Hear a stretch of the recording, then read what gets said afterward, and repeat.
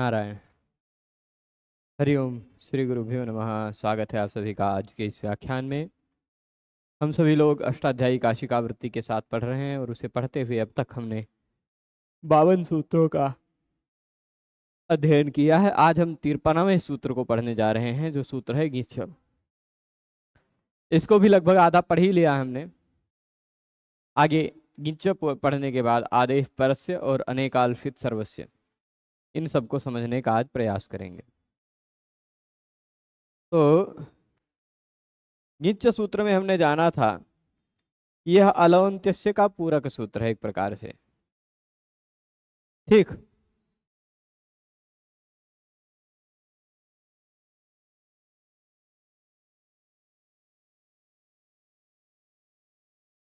ठीक है। देखिए, जो अनुवृत्ति होती है ना, वह अनुवृत्ति प्रश्न आया है। ठीक है। सादरम प्रणम्यन्ते गुरुचरणः। वस्तुतः एक जो प्रश्न आपका आया है कि षष्ठी शब्द की अनुवृत्ति कहाँ तक जाएगी। षष्ठी स्थाने योगा से स्थानेन्तरतमः पुरनरपरः अलोन्त्यस्य ङिच्च आदेश परस्य अनेकाल्पित सर्वस्य, यहाँ सब तक जाना चाहिए। ठीक है, चलिए। ङिच्च यह आदेश हमने बताया था कि अलोन्त्यस्य ने कह दिया कि जो एक वर्ण वाला आदेश है, षष्ठी विभक्ति के द्वारा किया जा रहा है, वह एक वर्ण वाला आदेश अंतिम वर्ण के स्थान पर होगा। ठीक, किसके स्थान पर होगा? अंतिम वर्ण के स्थान पर होगा। फिर ङित च, इस सूत्र को यदि देखा जाए तो इस सूत्र में जो प्रसंगवश अन्य शब्द आ रहे हैं, उन शब्दों को हम पहले पकड़ते हैं।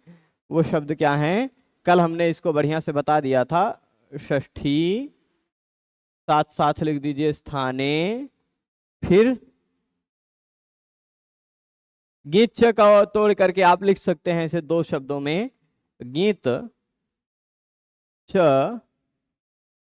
अलह अंत्यस्य। ये इतना सूत्र हो जाएगा अनुवृत्ति इत्यादि के आधार पर। ठीक, षष्ठी स्थाने गीत च अलह अंत्यस्य, षष्ठी विभक्ति के द्वारा जो आदेश हो रहा है, जो स्थान पर आदेश हो रहा है, वह आदेश यदि ङित है, ङ की संज्ञा हुई है, तो वह आदेश अंतिम वर्ण के स्थान पर ही होगा। ठीक है, अल मतलब वर्ण के स्थान पर। अच्छा, एक व्यक्ति कल हमसे कह रहे थे, बढ़िया बढ़िया प्रश्न था। मतलब देखिएगा, अल शब्द है, इस अल शब्द से, अल का मतलब क्या? सभी वर्ण, है ना। तो यहां एक मजेदार कमेंट आया था कल, जो जानने लायक है, आनंददायक है। यहाँ अल शब्द से अण प्रत्यय लगा करके उन्होंने कहा कि अल से अण प्रत्यय लगा करके क्या हम आल बना सकते हैं? ऐसा, आल मतलब सभी, ऐसा अंग्रेजी का शब्द बना रहे थे। मतलब वो भाव लाना चाह रहे हैं, अल इस प्रत्याहार में सभी वर्ण आ जाते हैं। ठीक है, तो उन्होंने अण प्रत्यय लगा करके अल को आल बनाने का प्रयास किया, यद्यपि इस तरह से कोई वर्णन नहीं है बनाने का। ठीक है, चले। तो अब यहां देखिएगा, ङिच्च यह आदेश, वृत्ति के आधार पर अर्थ जो हुआ था, कल एक उदाहरण भी हमने समझा दिया था, वह देख लेंगे। और उसके बाद यहां जो एक पक्ष और भी है, एक ही उदाहरण ऐसा है विशेष जो ध्यान रखना है, वह उदाहरण भी देख लेंगे। तो जो आदेश ङित है, वह आदेश अंतिम वर्ण के स्थान पर ही होगा। ठीक है, ङित च यह आदेश, मतलब अभी पहले हम आदेश अलोन्त्यस्य से पढ़ रहे थे, पर कोई कोई आदेश ऐसा होता है जो ङित होता है। जैसे अवंग स्फोटायनस्य, अवंग ग की संज्ञा होगी इसमें, है ना। आनंगृतो द्वंद्वे, ठीक है। तो आनंगृतो द्वंद्वे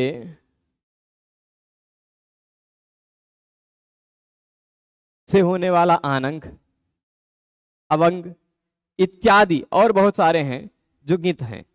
ठीक है, तो जो गित आदेश होता है वह गित आदेश भी सह अनेकाल अपि, ये इस पक्ष में, इस एक बात में महत्वपूर्ण बात है। देखिए कल मैंने बताया था कि यह पुरस्ताद अपवाद है। पुरस्ताद अपवाद का तात्पर्य है कि इस सूत्र का सामान्य नियम आगे बताया जाएगा, ये विशेष नियम है। विशेष नियम पहले बता दिया गया, सामान्य नियम बाद में बताया जाएगा। ये इस तरह का जो बातें होती हैं वो पुरस्ताद अपवाद कहा जाता है। बाद में 2 सूत्र बाद हम पढ़ेंगे सूत्र अनेकालुषित सर्वस्य। अनेकालुषित सर्वस्य पढ़ेंगे कि अनेक वर्ण वाला जो आदेश है, अनेक मतलब न एक हुआ, अनेक 2 हैं, 3 हैं, 4 हैं या उससे अधिक वर्ण हैं तो वह अनेक कहलाते हैं। एक न हुआ अनेक है। ठीक है, तो अनेक वर्ण वाला जो आदेश है या श की संज्ञा वाला जो आदेश है वह सर्वस्य, सबके स्थान पर होगा। यह अनेकालुषित सर्वस्य सूत्र आने वाला सूत्र कहेगा, पर यह भी अनेक अल वाला है। अनेकालुषित सर्वस्य के अनुसार अनेक वर्ण वाला जो आदेश है वह पूरे के स्थान पर होता है, परंतु गिच्छ ने कहा नहीं, अंतिम वर्ण के स्थान पर ही होगा, केवल अंतिम वर्ण के स्थान पर ही होगा। वही बात कह रहे कि सह अनेकाल अपि, वह अनेक वर्ण वाला होता हुआ भी अलह अंत्यस्य स्थाने भवति, अंतिम वर्ण के स्थान पर होता है। ठीक, जो आदेश गित है वह अनेक वर्ण वाला है फिर भी वह अंतिम वर्ण के स्थान पर होता है। जैसे मैंने होता और पोता इन दोनों का उदाहरण बताया था। होत्र शब्द है और पौत्र शब्द है, इन दोनों की विस्तृत व्याख्या भी बताई थी। होत्र शब्द जो होता है वह ऋग्वेद से संबद्ध 4 प्रमुख ऋत्विजों में से सबसे प्रमुख ऋत्विज है होता, और पोता अथर्ववेद से संबद्ध 4 प्रमुख ऋत्विजों में से एक ऋत्विज है ना। ब्रह्मा, ब्राह्मण, छंसी और आग्नेय और पोता, ये 4 हैं, अथर्ववेद से संबद्ध है। तो कोई ऐसा प्रसंग है जहां पर होता और पोता दोनों एक साथ आ गए हैं, तो उन दोनों को एक साथ कहने के लिए हम लोग होता पोतारव शब्द कह सकते हैं। वह कैसे बनेगा उसी को बनाने की प्रक्रिया देख रहे हैं। होत्री और पौत्री इन दोनों शब्दों का हो गया समास। मानिएगा क्या हो गया, होत्री और पौत्री इन दोनों शब्दों का समास हुआ। जब समास होता है तो मूल रूप से होता च पोता च, होत्रिसु पोत्रिसु का समास होगा, सुप्रथमा एकवचन का, क्योंकि समास हमेशा सुबंत का होता है। पर इन दोनों की सु का लोप हो जाएगा सुपो धातु प्रातिपदिक से, तो होत्री पोत्री खाली इतने बचेगा। वो जब समास हम लोग दूसरे अध्याय में पढ़ेंगे तो उसकी प्रक्रिया को और विस्तार से जानेंगे। ये समझ के रखिए, अभी खाली होत्री और पोत्र में समास हुआ। समास होने के बाद सूत्र क्या लगता है, आनंगृतो द्वंद्वे। आनंगृतो द्वंद्वे क्या कहता है कि द्वंद्व समास में ऋकारांत जो शब्द है, ठीक है, द्वंद्व समास में ऋकारांत जो शब्द है उसको आनंग हो जाया करता है। आनंग है, अनंग है, अवंग है, ऐसे गांव की संज्ञा वाले बहुत सारे हैं। ठीक है, तो जैसे आनंगृतो द्वंद्वे, इस सूत्र का तात्पर्य मैं बता देता हूं, 6 3 25 निकाल लेंगे, देख लेंगे वहां प्रसंग पर। ऋकारांत शब्द जो है, ऋकारांत शब्द हो यदि विद्या अथवा योनि इन दोनों में से किसी प्रकार का संबंध है तो उनमें जो द्वंद्व है उनमें उत्तर पद परे रहने पर पूर्व पद को आनंग हो जाया करता है। क्या संबंध है, विद्या संबंध हो या योनि संबंध हो, मतलब अपने परिवार का कोई व्यक्ति हो या विद्या के अनुसार कोई संबंध हो कि हाँ भाई गुरु भाई हैं, गुरु जी हैं, ऐसा कोई संबंध हो, शिष्य है, ऐसा विद्या के आधार पर इन दोनों का संबंध है। ये ऋग्वेद विद्या से संबंध रखते हैं, ये अथर्ववेद विद्या से संबंध रखते हैं। तो विद्या संबंध युक्त एक याग विद्या के विद्वान हैं ये दोनों, तो विद्या के आधार पर इन दोनों का संबंध है। और ये दोनों विद्या के आधार पर संबंध वाले ऋकारांत शब्दों का यदि द्वंद्व समास हो ऋकारांत शब्द का द्वंद्व समास हो तो द्वंद्व समास परे रहने पर पहले वाला जो ऋकारांत शब्द है उस ऋकारांत शब्द के स्थान पर आनंग हो जाता है, ऐसा आनंग ऋतो द्वंद्वे सूत्र ने कहा। ठीक है। तब प्रश्न उठा कि होत्र के स्थान पर आनंग होना है, यह समस्या उठती है कि पूरे होत्र के स्थान पर आनंग होगा कि केवल ह के स्थान पर आनंग होगा कि केवल ओ के स्थान पर कि त के स्थान पर कि री के स्थान पर, कहां होगा आनंद। सबसे पहले आपने अलोन्त्यस्य पढ़ रखा है, उसने कहा षष्ठी विभक्ति के द्वारा जो कार्य हो रहा है वह कार्य अंतिम वर्ण के स्थान पर होता है और यहाँ आनंग ऋतः में षष्ठी विभक्ति लगी है। इस षष्ठी विभक्ति से निर्दिष्ट ऋकारांत शब्द होत्री और पोत्री है। इस षष्ठी निर्दिष्ट को जो कार्य होता है वह अंतिम वर्ण के स्थान पर ही होता है, अतः होत्री के री के स्थान पर होने लगा अलोन्त्यस्य के आधार पर। लेकिन तभी अलोन्त्यस्य के 3 सूत्र बाद वाला जो सूत्र है अनेकालुषित सर्वस्य, उसने कहा आनंग में तो आ और न ये 2 व्यंजन 2 वर्ण बचते हैं कुल मिलाकर के, अतः यह अनेकाल है और जो अनेक वर्ण वाला आदेश होता वह अकेले अंतिम वर्ण के स्थान पर नहीं जाता अपितु वह संपूर्ण के स्थान पर आता है, यानी पूरे होत्री को हटाकर उसके स्थान पर आनंग रख दो, ऐसा अनेकालुषित सर्वस्य ने कहा। तभी ङिच्च सूत्र आ गया और ङिच्च सूत्र ने कहा जो आदेश ङित है यानी गा की इत संज्ञा वाला है वह आदेश केवल अंतिम वर्ण के स्थान पर होता है। तो होत्री में जो अंतिम वर्ण रि था उसके स्थान पर आनंग आ गया, रि के स्थान पर आनंग आया जिसका बचा है आन, और फिर इधर पोत्री तो वैसा है ही। ठीक। अब होत आन जोड़ने पर बन जाएगा होतान, होतान बना, होतान और पोत्री ऐसे शब्दों का समास हुआ। समास तो ही है पहले ही। अब समास होने पर ये पद भी है प्रातिपदिक भी है। प्रातिपदिक संज्ञक जो पद होता है उसके अंतिम वर्ण के रूप में आने वाले न का लोप हो जाता है, न लोप प्रातिपदिकांतस्य, तो होता पोत्री बन गया। अब जैसे कर्तृ शब्द का कर्ता कर्तारऊ कर्तारः बन जाता है, वैसे हो त्रिपोत्री में 2 शब्द हैं, इस कारण इसका द्विवचन में ही रूप होगा, तो द्विवचन में औ लगेगा प्रत्यय, हो त्रिपोत्री औ, होता पोत्री औ। जब औ प्रत्यय लगेगा तो अपत्रिंत्रिच सस्त्रीन अपत्रीन एष्टृ सूत्र से, क्योंकि हो त्रिपोत्री शब्द त्रिच प्रत्यय लगकर बना हुआ शब्द है, इसलिए क्या हो जाएगा होता। ठीक। होतार रि के स्थान पर आर हो नहीं हुआ, और फिर उसके बाद इसकी वृद्धि हो गई होता पोतार, इसमें औ प्रत्यय जुड़ा होता पोतार। ठीक। मूल रूप में बात क्या है कि यहां जो आनंग हुआ वह आनंग ऋकारांत शब्द के स्थान पर पूरे शब्द के स्थान पर होना था, लेकिन आनंग गित हुए है, इस कारण गित जो होता है वह अंतिम वर्ण के स्थान पर ही होता है। स्पष्ट है। अब इसी तरह माता पितरऊ, मातृ पितृ, इन दोनों का भी इसी तरह समास होगा।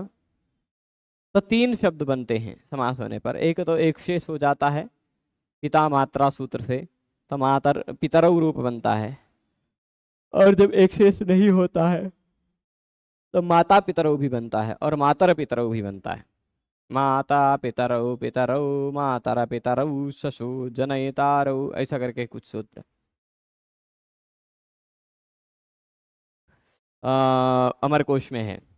तो माता पितरऊ भी बनता है। कैसे बनता है, ऋकारांत शब्द हैं, इनका संबंध है ना। तो इन ऐसे ऋकारांत शब्द में पहले ऋकारांत शब्द के स्थान पर आनंग हो गया, आनंग हुआ। गिच्छ सूत्र ने कहा कि अंतिम वर्ण के स्थान पर होगा, यानी री के स्थान पर आनंग आया जिसका बचा है आन, तो ये बन गया मातान पितृ। इसमें न लोपा लोप प्रातिपदिकंत से लोप हो गया, माता पितृ बन गया। ठीक। अब पितृ शब्द और पौत्र शब्द में अंतर था। पौत्र शब्द पू धातु से त्रिच प्रत्यय लगकर बना हुआ शब्द है, पर पितृ शब्द में त्रिच प्रत्यय नहीं लगा है, इसलिए अपत्रिन त्रिच इत्यादि सूत्र लगकर इसको वृद्धि नहीं की जाएगी। यहाँ ऋतोगी सर्वनाम स्थानयों से गुण हो जाएगा, री के स्थान पर गुण होगा तो अ आएगा, और उरण रपरा से उसको रपर हो जाएगा, बन जाएगा पितर, है ना। माता पितर, ता में आ जुड़ गया जब, तो यह क्या हो गया, त पूरा हो गया। और उसके बाद र लिख दिया हमने, माता पितर, इसमें औ प्रत्यय जुड़ गया तो माता पितरऊ।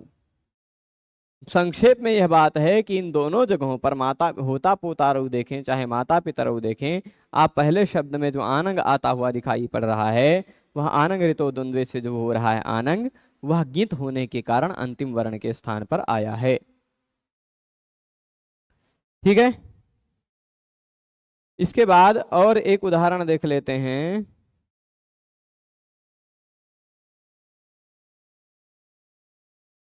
सखी शब्द देखा होगा आपने। ये सखी मतलब मित्र, मित्र अर्थ का एक शब्द है जिसका जो सा शब्द कौन सा है, सखी। इस सखी शब्द में हमने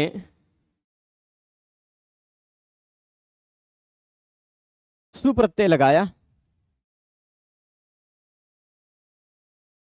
प्रथमा एक वचन का, तभी एक सूत्र लगा अनंग सौ। सूत्र कौन सा लगा, यह सूत्र निकाल कर आप देख सकते हैं। ये 100 रुपए वाला 100 नहीं है कि 90-100 वाला। 100 मतलब सु प्रत्यय पर में हो तो, जैसे गुरु का गुरव हो जाता, भानु का भानु हो जाता, वैसे सु का 100 है। ठीक है। तो यदि सु प्रत्यय लगा हुआ हो सखी शब्द का, सब सखी शब्द के बाद सु प्रत्यय लगा हुआ हो, सूत्र में तो सखी शब्द नहीं लिखा है, परंतु अनंग सौ सूत्र जो है, इस सूत्र को 7-1-93 नंबर के पहले थोड़ा सा देखेंगे, 93 से थोड़ा सा पहले देखेंगे तो सख्युर संबुद्धौ कहीं दिखाई पड़ रहा होगा, है ना। सख्युर संबुद्धौ है, 92 नंबर सूत्र पर है ना, 7-1-92। तो सखी शब्द के बाद ध्यान दीजिएगा, यहां अनंग सौ सूत्र तो खाली इतना ही दिख रहा है, लेकिन अनंग सौ सूत्र में 2 शब्द और भी हैं, पिछले सूत्र से आ रहे हैं। कौन से, एक सख्यु, एक असंबुद्धौ।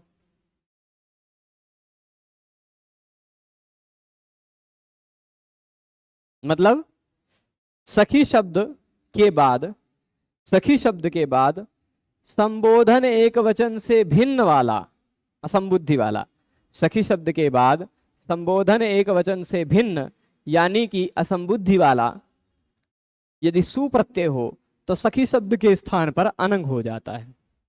यह सूत्र का मतलब है अनंग सौ। ठीक है। सखी शब्द के सखी शब्द के स्थान पर अनंग हो जाता है कब, यदि सखी शब्द के बाद सुप्रत्यय लगा हुआ हो, पर सुप्रत्यय कौन सा, संबोधन वाला ना हो। ठीक, संबोधन से भिन्न सुप्रत्यय लगा हुआ हो तो सखी को अनंग हो जाता है। अब प्रश्न उठा, यह अनंग पूरे सखी के स्थान पर होगा कि सखी में अंतिम ई के स्थान पर होगा, किसके स्थान पर होगा, प्रश्न उठेगा ना। तो उसका उत्तर देते हैं कि गिच जो गित होता है वह भी अंतिम वर्ण के स्थान पर ही होता है। तो हमने सख लिखा, उसके बाद जो ई था उसके जगह पर हमने अनंग ले आया, अन बचता है अनंग में से, है ना। तो सखी में जो ई था उसके जगह पर अनंग आया, क्योंकि गिच क्या कहता है, जो गित आदेश होता है, ग की संज्ञा वाला होता है, वह अंतिम वर्ण के स्थान पर ही आता है। तो सखी में अंतिम वर्ण जो है ई, उसके स्थान पर अनंग आ गया। अनंग का अन बचा, जोड़ने पर बन गया सखन। कैसा बन गया, सख अन जोड़ने पर ये ख पूरा हो गया और न हलंत हो गया, सखन। अब जैसे राजन शब्द का राजा बन जाता है, वैसे सखन शब्द का सखा बन जाता है, और कोई नई प्रक्रिया नहीं है। वह प्रक्रिया हम लोग 6-7वें अध्याय में पढ़ेंगे, वो सर्वनाम स्थाने चा समुद्धौ। ठीक, और नलोप प्रातिपदिकांतस्य हल्ङ्याभ्यो दीर्घा श्रुति से प्रक्तम हलः, ये सारे सूत्र जानेंगे तो सखान का सखा बन जाएगा। ठीक है।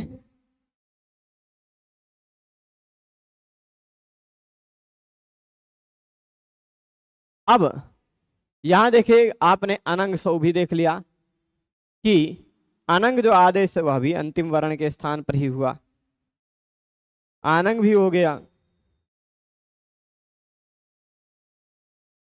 एक और उदाहरण दे देते हैं।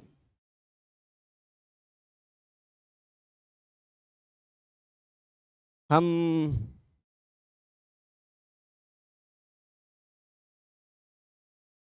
ठीक है,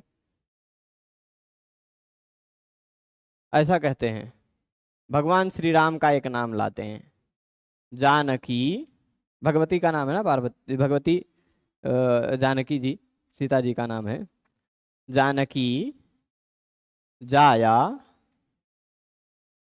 यस्य सह, कहा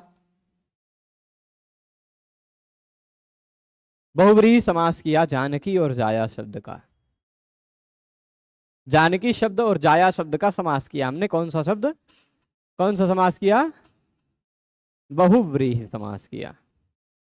ठीक है, जानकी जाया। अब ये बहुव्रीहि समास हुआ है तो पीतम अंबरम यस्य सह पीतांबरा, यस्य सह तो अतिरिक्त ही लगा रहता है, मतलब पीतांबर खाली बचता है। तो वैसे जानकी और जाया इन दो शब्दों प्रथमांत शब्दों का समास हुआ। बहुव्रीहि समास है यह। बहुव्रीहि समास के अंत में आने वाले जाया शब्द के स्थान पर यह सूत्र लगता है, क्या? जाया या निंग, क्या?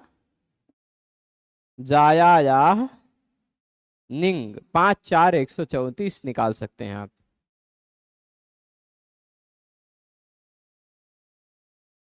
ठीक,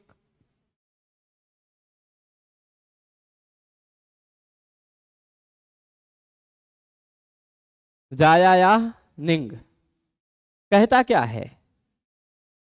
ऐसा बहुव्रीहि समास हो, ऐसा बहुव्रीहि समास हो जिसके अंत में जाया शब्द दिखाई पड़ रहा हो।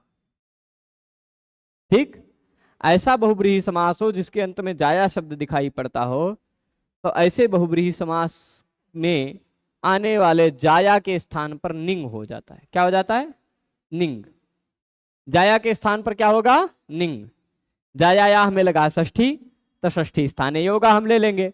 जाया या निंग का मतलब जाया या स्थाने निंग, यही अर्थ लेंगे ना। जाया के स्थान पर निंग हो जाना है।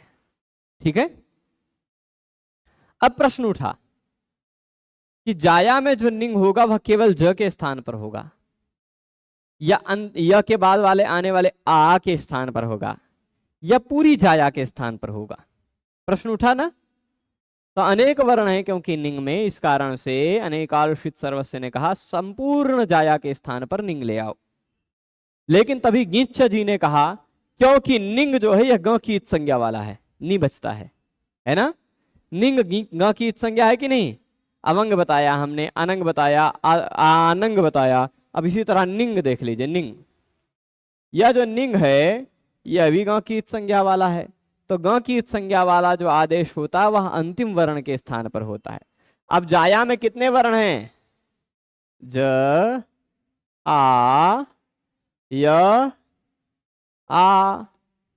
अंतिम वर्ण के स्थान पर निंग हो जाएगा। क्या हो जाएगा? निंग, जिसका बचता है खाली नी।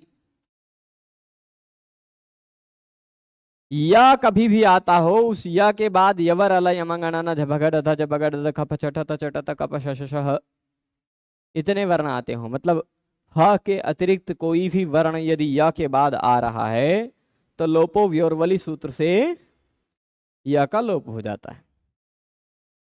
तो जानी बन गया। क्या बन गया? जानी। जानकी जानी, ये जाया जो था वह जानी बन गया। क्यों? जाया या निंग। फिर से बना दे जानी। देखिए जाया में जा है, या था ही, अंतिम वर्ण जो आ था उस आ के स्थान पर आ गया निंग। अब या के बाद कोई भी वल प्रत्याहार का वर्ण आता हो तो लोपो व्योरवली से इस या का लोप हो जाना है। तो जानी, ठीक, बन जाएगा जानी। जानकी जानिहि, सीता जानिहि, अथवा युव जानिहि, युवती जाया यस्य असौ युव जानिहि। ठीक। सुंदरी जाया यस्य असौ सुंदर जानिहि, सुंदर जानिहि, सुंदरी सुंदर बन जाएगा, पुल्लिंग का प्रयोग भी हो जाता है। ठीक है। तो जाया या निंग, एक निंग प्रत्यय का, निंग का आदेश का भी उदाहरण हमने देख लिया। अब ऐसे और भी हो सकते हैं।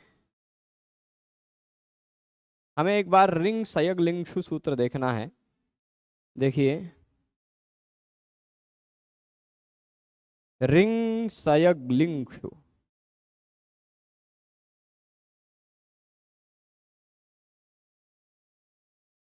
ध्यान में आ रहा है हमें?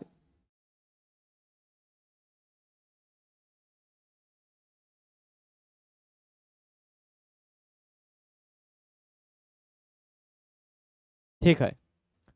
ऋकारांत अंग के बाद सार्वधातुक से भिन्न यानी अर्धधातुक प्रत्यय पड़े रहने पर और श, यक और लिंग प्रत्यय पड़े रहने पर ऋकारांत धातु को रिंग हो जाया करता है, आद्रियते इत्यादि में। ठीक, अंतिम वर्ण के स्थान पर ही होता है ये भी। रिंग शयग लिंगशु, रिंग ऋतः, रिंग ऋतः एक सूत्र है जहां पर रिंग करता है, एक ऐसा है जहां पर रिंग करता है। जो भी होता हो आदेश, वह अंतिम वर्ण के स्थान पर होगा, यही तात्पर्य है। ठीक है गीत का। अब एक आदेश इन सभी प्रकार के आदेशों में अपवाद है, जो आदेश है तातंग।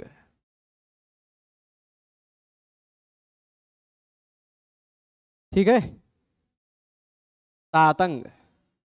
क्यों? लोट लकार के प्रथम पुरुष के एक वचन में और मध्यम पुरुष के एक वचन में, लोट लकार का रूप पढ़ा आपने? भवतु, भवतात, भवताम, भवन्तु, भव, भवतात, भवतम, भवत, ऐसे सब शब्द रूप बनते हैं ना। तो भवतु, भवतात, यह जो भवतात कहा हमने, यह तातंग का उदाहरण है। किसका उदाहरण है? तातंग का उदाहरण है। यह तातंग एकमात्र ऐसा गित आदेश है जो आदेश अंतिम वर्ण के स्थान पर नहीं होता। ठीक है, बाकी सारे के सारे गांव की संज्ञा वाले आदेश अंतिम वर्ण के स्थान पर ही होते हैं। तो आप कहेंगे इस तातंग को आरक्षण काहे मिल गया? मिल गया ना आरक्षण। इसको आरक्षण इसलिए मिल गया क्योंकि ये कुछ और काम करता है। क्या काम करता है? जो कोई दूसरा काम कर देता है उसको आरक्षण मिल जाया करता है, कभी कभी मिल जाता है ना। तो ये दूसरा कार्य क्या कर देता है? तो यो तातंग आशिष्य अन्यतरस्याम, इस सूत्र से ये देखिएगा, लिखा होगा, नहीं लिखा है, चलिए कोई दिक्कत नहीं, सूत्र नंबर मैं खोज के बता देता हूं, 7135। ठीक है, तो यो तातंग आशिष्य अन्यतरस्याम दिखा है, 7135। ये कहता है लोट लकार आशीर्वाद अर्थ वाला हो। कौन से अर्थ वाला? आशीर्वाद अर्थ वाला लोट लकार हो तो उस आशीर्वाद अर्थ में आने वाले जो लोट लकार है,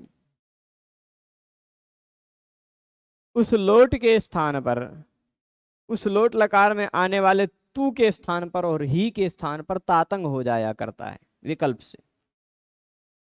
तो चलिए देखिए, जैसे भऊ धातु को आप भवती जैसे रूप बनाते हैं, वैसे ही भवतु बन जाता है, खाली एक नियम एक्स्ट्रा लगता है, एरुह, है ना, भवतु बन जाता है। नियम और भी लगते हैं पर आपके समझने के लिए मैं बता रहा हूं। ठीक है,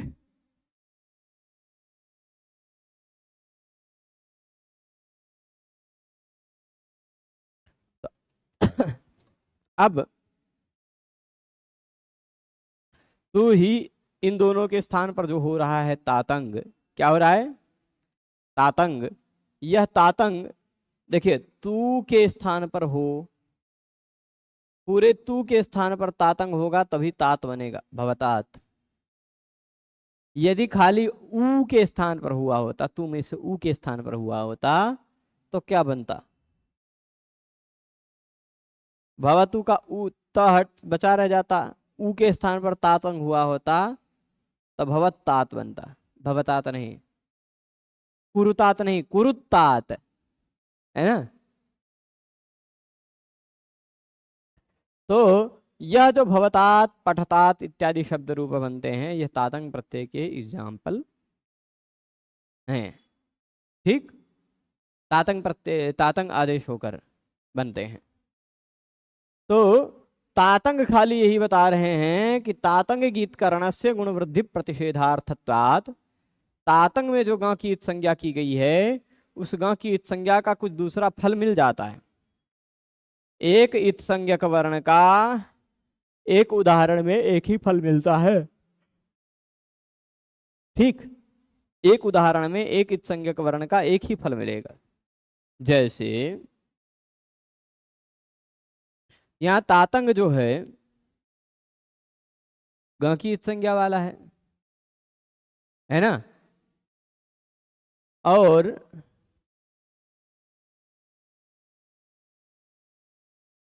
तातंग में ग की इत संज्ञा हुई है। इस कारण उस तातंग को निमित्त मान करके यदि कोई गुण और वृद्धि का कार्य किया जा रहा हो तो आप जानते हैं कि वह गुण और वृद्धि का कार्य रोक दिया जाता है। उस तातंग को कारण बना करके यदि कोई गुण और वृद्धि का कार्य हो रहा हो तो वह कार्य नहीं होता। क्यों? क्योंकि आप किंगीति च सूत्र पढ़ चुके हैं, पढ़े हैं किंगीति च। क की, ग की, ङ की इत संज्ञा यदि कहीं हुई हो तो उसके पर में रहने वाले का, ग और ङ की इत संज्ञा हुई हो तो वह यदि पर में हो तो उसके पूर्व वाले की गुण और वृद्धि नहीं होती। पढ़ा था ना किंगीति च। तो किंगीति च से गुण और वृद्धि का निषेध हो जाएगा। तो कह रहे हैं तातंग में जो गिंत है वह गुण और वृद्धि के निषेध करने के लिए है, उसका और कोई दूसरा प्रयोजन नहीं है कि तातंग भी सबकी तरह अंतिम वर्ण के स्थान पर होगा। गिच्च, जैसे गिच्च ने कह दिया जो गिंत है वह अंतिम वर्ण के स्थान पर होगा, तो तातंग भी तो गित है, क्या वह अंतिम वर्ण के स्थान पर होगा? कहेंगे नहीं, तातंग जो है वह अंतिम वर्ण के स्थान पर नहीं होगा, क्योंकि तातंग में गांव की इत संज्ञा जो है वह उसके गुण और वृद्धि के निषेध करने के लिए है। और सर्वादेश तातंग भवति, इसलिए कह रहे हैं कि तातंग प्रत्यय का सर्वादेश होता है। सर्वादेश होता है, प्रत्यय कहिए या आदेश कहिए, तातंग जो है उसका सर्वादेश होता है, यानी संपूर्ण के स्थान पर होता है। जीवतु में जो है वह, जीवतु में जो ऊ लगा हुआ है, तू प्रत्यय जो लगा है, उस पूरे तू प्रत्यय के स्थान पर तातंग हो जाता है। तो जीवतात यह रूप बन गया, जीवतात भवान, जीवतात त्वम, है ना। तो जीवतात भवान, जीवतात त्वम, ये जो तातंग का तात बचा हुआ है, ये तू के स्थान पर या ही के स्थान पर। त्वम है तो त्वम के साथ मध्यम पुरुष का प्रयोग होता है, तो त्वम जीवतात यानी मध्यम पुरुष वाला है, ये ही के स्थान पर हुआ है। और भवान है तो भवान के साथ प्रथम पुरुष का प्रयोग होता है। यहाँ तू प्रत्यय लगा है, तू के स्थान पर तातंग हुआ है, तो पूरे तू के स्थान पर तातंग होगा, पूरे ही के स्थान पर तातंग होगा, अंतिम वर्ण के स्थान पर नहीं। क्यों? क्योंकि यहाँ गांव की इत संज्ञा का, एक इत संज्ञक वर्ण का एक ही फल होता है। यहाँ पर ग की इत संज्ञा का फल गुण और वृद्धि का निषेध है। ठीक है, ग की इत संज्ञा का फल क्या है? नारायण नारायण, हाँ, गुण और वृद्धि का निषेध। तो ग की इत संज्ञा का फल गुण और वृद्धि का निषेध जब हो गया तो गिच्छ नहीं हो पाएगा। ठीक, ये विचित्र कि अंतिम वर्ण के स्थान पर ही हो, यह काम नहीं हो पाएगा, है ना। अंतिम वर्ण के स्थान पर ही होगा, यह बात नहीं हो पाएगी, परंतु गुण और वृद्धि का निषेध हो जाएगा। अभी तक ही आपने पढ़ते हुए दो बातें पढ़ी हैं ग की इत संज्ञा पर। गुण और वृद्धि का निषेध होता है, यह भी आपने किंगीति च सूत्र में पढ़ा है। और जो गित आदेश होता है वह अंतिम वर्ण के स्थान पर होता है, यह आपने गित च के नियम में पढ़ा है। जहां दोनों की संभावना है वहां दोनों में से केवल एक ही होगा। ठीक है, तो यहां कह दिया कि तातंग एकमात्र ऐसा आदेश है जीवतात जीवताद इत्यादि उदाहरणों में जो सर्वादेश है। सर्वादेश है मतलब संपूर्ण के स्थान पर हुआ है। ठीक है, ये एक बात हो गई। अब आगे चलते हैं।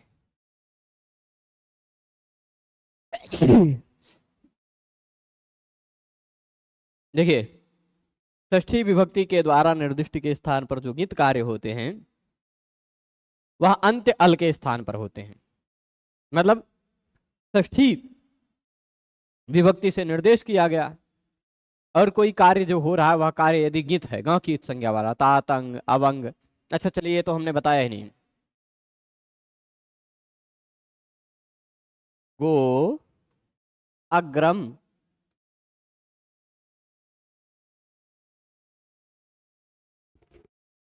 है ना।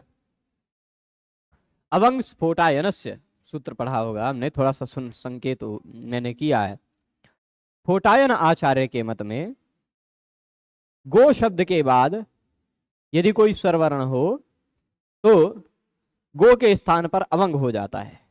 अब अवंग जो हो रहा है, क्या हो रहा है? यह अवंग, अवंग जो होना है वह पूरे गो के स्थान पर हो कि ग में ओ के स्थान पर हो कि ग के स्थान पर हो।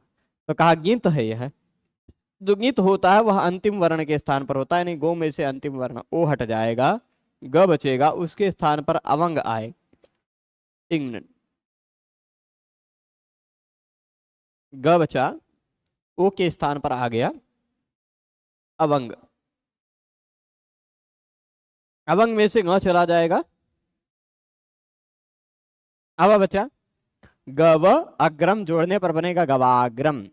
यहां यदि अव आयादि संधि करते तो गवग्रम बनता, क्योंकि जो अव आदेश होता वह हलंत रहता। अवंग किया है वह पूरा हलंत है, हलंत नहीं है वह पूरा है। तो अ जोड़ने पर आकाश वर्ण दीर्घा से दीर्घ करके गवाग्रम बन जाएगा। ठीक है, तो यह जो बन रहा है यहां भी गिच्च का ही प्रयोग हुआ है। ऐसे और बहुत सारे उदाहरण हो सकते हैं। जिसका गकार इत है वह गित कहला जाता है। उदाहरण के रूप में आप देख सकते हैं होता पोतारऊ, होता पोतारऊ, होता च पोता च, चार थे इंद्र, यह गलती से लिखा गया है, इंद्र नहीं है, नहीं तो चार थे इंद्र। इस शोले फिल्म की तरह नहीं है कि इंद्र जी ने पूछा कितने आदमी थे तो उसने बोला चार थे इंद्र, चार थे, वो वाला नहीं है। ठीक, तो चार थे, चार थे च के अर्थ में द्वंद्व समास होता है, चार थे द्वंद्व। ठीक, तो ये गलती से इंद्र टाइप हो गया है, स्कैन कर करके टाइप किया है तो द्वंद्व इंद्र एक जैसा लिखा रहता है, वो द्वंद्व को समझ करके इंद्र लिख दिया है ना। तो च के अर्थ में द्वंद्व समास हुआ होत्री और पोत्री का। होत आनंग, होत्री में अंतिम वर्ण री के स्थान पर आनंग हो गया, होत आनंग पोत्री। आनंग ऋतो द्वंद्व से अनेकाल होने से यह सर्वादेश होना चाहिए था, परंतु गित होने के कारण अंतिम वर्ण के स्थान पर हुआ। ठीक है, होता पोतारो इसे बनेगा। अब अगला सूत्र जो है वह सूत्र है आदेश परस्य, आदेश परस्य। ठीक है, मतलब क्या है? कभी कभी ये सूत्र हमने हल संधि में पढ़ा है, वेद्य पे पढ़ाते समय, तथापि फिर से इसको देखेंगे हम। आदेश परस्य का तात्पर्य है कोई कार्य ऐसा है जो पर वर्ण के स्थान पर होना है। कोई कार्य ऐसा है जो कार्य कहां होना है? पर वर्ण के स्थान पर होना है। तो पर वर्ण के स्थान पर जो कार्य कहा है पाणिनि भगवान ने, वह पर के स्थान पर कहां होगा? पर हो सकता है कई वर्ण हो, तो अंतिम वर्ण के स्थान पर होगा पर में, कि पर में पहले वर्ण के स्थान पर होगा, ये संदेह रह जाएगा। तो कह दिया परस्य यद विहितम तत्तस्य आदेर बोध्यम। पर के स्थान पर जो कार्य करने को कहा जाएगा वह पूरे पर के स्थान पर ना होकर के पर के पहले वर्ण के स्थान पर होगा। ठीक है, जैसे मैं बताता हूं, ये ईदासः, बढ़िया उदाहरण दिया है। ठीक है, मैं बता देता हूं, इसी से समझा देता हूं और बढ़िया से इसको कल ही समझेंगे, क्योंकि आज धूप में खूब चले हैं। अभी मुझे लगता है कि मैं कभी कभी कई कई बार सो जा रहा हूं पढ़ाते पढ़ाते, ऐसा भी लग रहा है ना। तो ईदासः, रोड पे इतना जाम होता है ना आजकल कि भूज जाते हैं उसमें, वो गाड़ियों की गर्मी निकलती रहती है, उसमें खिसक नहीं पाते हैं इधर उधर, तो लगता है गर्मी इसमें भूज गए। और फिर उसके बाद घर पहुंच के भोजन कर लें, भोजन करने के बाद तो भयंकर। हाँ, तो ईद आशा को समझा देते हैं हम आपको, फिर उसके बाद आगे देखेंगे। देखिए बात यह है, आस धातु है, क्या धातु है? आस धातु। ये जो शब्द बनाने जा रहे हैं, ये शब्द आप पहले बना चुके हैं, मतलब जानते हैं, इस शब्द को पहचानते हैं। ठीक, इस आस धातु आत्मनेपदी धातु है। आस्ते, आसाते, आसते, आसे, आसाथे, आध्वे, आ, क्या है? आहे, आस्वहे, आस्महे, है ना। तो यहां देखिएगा, ये आस जो है ना, इस आस धातु के बाद शानच प्रत्यय लगा है। आत्मनेपदे धातुओं के बाद वर्तमान काल में शानच प्रत्यय लगता है, कृदंत।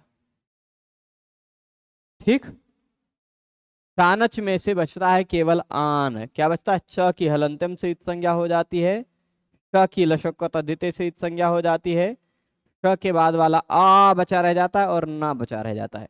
यानी कुल मिलाकर के शानच प्रत्यय में से क्या बचता है? आन।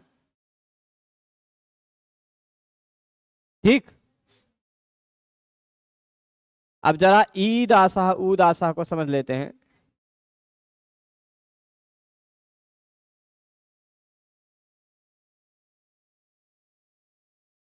ईद आशा, ये कहता आस धातु के बाद, ध्यान दीजिएगा, आसह, आस धातु के बाद आने वाले शानच के स्थान पर ई हो जाता है। सूत्र मतलब का है यही, सूत्र का मतलब क्या है? आसह, आस धातु के बाद, आशा में पंचमी लगी है, तस्माद इत्युत्तर से नियम लगेगा। आस धातु के बाद आने वाले शानच के स्थान पर ई हो जाता है। अब आप कहेंगे सूत्रवा में तो ईद आशा खाली ई और आशा लिखा है, ईद आशा, शानच की बात कहां से आ गई, है ना। शानच की बात कहां से आ गई? तो आस शब्द के बाद ये ईद आशा सूत्र 7283 है ना। हाँ ठीक है, 7283, इससे पहले एक सूत्र है, बड़ा बढ़िया सूत्र है 7282 पे, हम कभी कभी उसको बोलते थे। गुजराती भाषा में है वो सूत्र, गुजराती भाषा में है सूत्र, मतलब है संस्कृत में, पर उसी तरह की वर्णमाला का, उसी तरह की शब्दावली का प्रयोग गुजराती भाषा में भी किया जाता है। सूत्र है आने मुख। क्या सूत्र है? आने मुख। सूत्र लिख देते हैं, ये आने मुख। इसका प्रसंग हमें याद है कि हमारे गुरुजी पढ़ा रहे थे व्याकरण, एक बालक ऐसे लेके कलम ऐसे मुंह में डाल रहा था। ठीक, तब तक अगला सूत्र आ गया आने मुख। गुरुजी ने बोला आने मुख, उसने तुरंत वो कलम रख दिया। आने मुख का मतलब होता है इसे रख, इसे रख, गुजराती भाषा में होता है। आने मतलब इसे, मुख यानी रख। तो वो बालक तुरंत कलम ऐसे रख दिया, तो वो प्रासंगिक हो गया था। हम फिर बाद में सोचते सोचते खूब हंसे थे कि सूत्र है आने मुख, लेकिन गुजराती भी नहीं प्रसंग समझ गया, है ना। तो ऐसा आने मुख सूत्र जो 7282 है, वहां से ईदासा में आने की अनुवृत्ति आ रही है। आस के बाद आने वाले आने के स्थान पर आन, आस के बाद यदि आन आता हो तो उस आन के स्थान पर ई हो जाता है। ठीक, समझ गए। आस के बाद आने वाले आन के स्थान पर ई हो जाता है। अब प्रश्न उठा, आन के स्थान पर ई होना है तो आन पूरे आन के स्थान पर होगा या आन में अंतिम वर्ण के स्थान पर होगा? कहां होगा? तो आदेश परस्य ने कहा कि पर के स्थान पर जो कार्य किया जा रहा है वह उसके पहले वर्ण के स्थान पर होगा। देखिए इस सूत्र ने क्या कहा, आस के पर में जो आता है, आस के बाद में जो आता है, उस आन को, पहले वर्ण को उस आन के स्थान पर ई करना है। आस के पर में आने वाले आन को ई करना है। तो यह पर के स्थान पर कार्य हो रहा है ना, तो पर के स्थान पर जो कार्य होता है वह पूरे पर के स्थान पर नहीं होता, पर का जो पहला वर्ण है उसके स्थान पर होता है। ई हो जाएगा आ के स्थान पर, तो बन जाएगा आसीन। आसीन है ना सभी लोग? अभी आसीन है, सुखासीन है, सुखपूर्वक। तो यह जो आसीन बना है वो ईद आशा का फल है। यहां आपने देखा कि पर के आन के स्थान पर जो कार्य हो रहा था वह पर के पहले वर्ण के स्थान पर हुआ। इसको और विस्तार से हम लोग कल समझेंगे। आज अभी चतुर्दशी ही है, कल पूर्णिमा है, शाम को 8 बजे तक पूर्णिमा है, तो कल समझ लेंगे, अनेकालसित सर्वस्व भी समझ लेंगे। ठीक है, आज रोका जाए, धूल उल ज्यादा उड़ने के चलते लगता है फिर से जुकाम प्रभावी हो गया है। तो सभी लोग जुड़े रहे उसके लिए बहुत बहुत धन्यवाद आप सभी को। नमो नमः। कल पुनः मिलते हैं, तब तक के लिए धन्यवाद।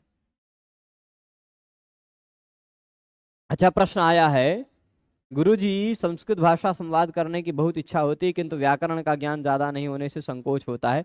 अब आपके इन व्याकरण ग्रंथों की कक्षाओं से अध्ययन करते हुए कुछ राहत और उम्मीद जगी है। देखिए, संस्कृत भाषा में भाषण के लिए व्याकरण की जानकारी की आवश्यकता नहीं है। संस्कृत भाषा में भाषण आप बिना व्याकरण के जाने भी कर सकते हैं। बस जितना ज़्यादा आप संस्कृत भाषा के टेक्स्ट को पढ़ेंगे उतना ज़्यादा आप संस्कृत भाषा के रहस्यों को जानते जाएंगे। जितना ज़्यादा आप बोलते जाएंगे उतना ज़्यादा आपकी भाषा शुद्ध होती जाएगी। ठीक है, तो बोलने वाले लोगों के बीच में रहना आवश्यक है, आप स्वतः बोलना सीख जाएंगे। अब भगवान भाष्यकार पतंजलि ने कहा है, अव्यतिरेकोपि वै लक्ष्यते दृश्यन्ते च कृत प्रयत्नाश्चाप प्रवीणाः अकृत प्रयत्नाश्च प्रवीणाः। जिन्होंने व्याकरण शास्त्र में प्रयत्न नहीं किया है ऐसे लोग भी भाषा में प्रवीण हो जाते हैं, ऐसा भी उदाहरण दिखाई पड़ता है। और जिन्होंने व्याकरण शास्त्र में खूब प्रयत्न किया है फिर भी भाषा में प्रवीण नहीं हो पाते, ऐसे भी बहुत उदाहरण दिखाई पड़ते हैं। जो व्याकरण के बहुत विद्वान हैं, कोई भी सूत्र कहें उस सूत्र का अर्थ बता देते हैं, लेकिन भाषा बोलने में, संस्कृत भाषा शुद्ध बोलने में उनको कठिनाई होती है। तो ऐसा होता है। भाषा अलग पक्ष है और व्याकरण अलग पक्ष है। हाँ, दोनों एक दूसरे के सहयोगी हैं, परंतु एक दूसरे के बिना एक दूसरे का अस्तित्व संभव है। ठीक है, चलेगा? तो गुरवः अद्य गताः मन्ये कर्णावतीं प्राप्ताः सन्ति। चलिए, आज तो व्याख्यान को यहीं समाप्त करते हैं। सभी को बहुत बहुत धन्यवाद। नमो नमः।